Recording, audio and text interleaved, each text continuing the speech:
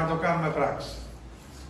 Μαζί με εσάς, τους υποστηρικτές της παράταξης και τους υποψηφίους Ήλιδα 36, μαζί με εσάς που είστε υποψήφοι και υποστηρικτές της παράταξης Ήλιδα Συμμαχία για το Αύριο, την Κυριακή ο Δήμος αλλάζει σελίδα. Ο Δήμος περνάει σε άλλα χέρια για να έρθει το μέλλον πιο κοντά και να ξεκινήσει η ανάπτυξη για τον τόπο μας. Από μεθαύριο σηκώνουμε μανίκια και κάνουμε το όνειρό μας πραγματικότητα.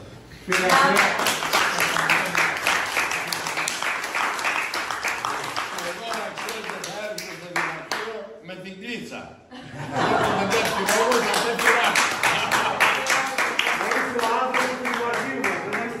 Ο άνθρωπος γιατί δικαιούσε το δημαρχείο. Το δικαιούσε. Πρέπει να αλλάξουμε πάρα πολλά πράγματα. Το δικαιούσε και το όραμά σου πρέπει να γίνει. Εγώ, όπως ξέρετε, για εξουσία δεν ψάχνω. Εγώ θέλω πράξεις να γίνουν πράγματα για το καλό του τόπου, για το καλό των παιδιών μας και όλου του κόσμου και όλων των δημοτών. Έχετε προσφέρει πολλά στο Δήμο και πρέπει αυτά να τα γνωρίσουμε. Ο Ανδρέας είναι ο άνθρωπος προσφοράς. Ήρθε να δώσει και όχι να πάρει, όπως το έχει αποδείξει όλα αυτά τα χρόνια που είναι και δουλεύει και προσφέρει ανιδιοτελώς για την πόλη μας. Είμαι σίγουρος ότι μαζί θα καταφέρουμε πάρα πολλά πράγματα. Η φωτογραφία μας δεν είναι τυχαία εδώ. Η φωτογραφία μας πίσω λέει φίλε το νοσοκομείο Μαλιάδας.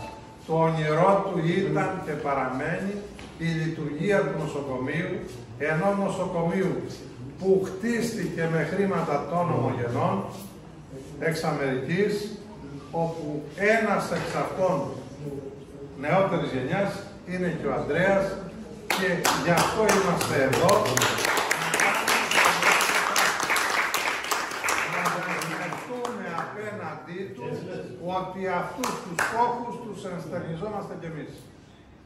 Συνεχεία μας θα είναι το νοσοκομείο. Πλαισιώστε και από τις παρατάξεις σας για να κάνουμε μια Περνάτε όλοι από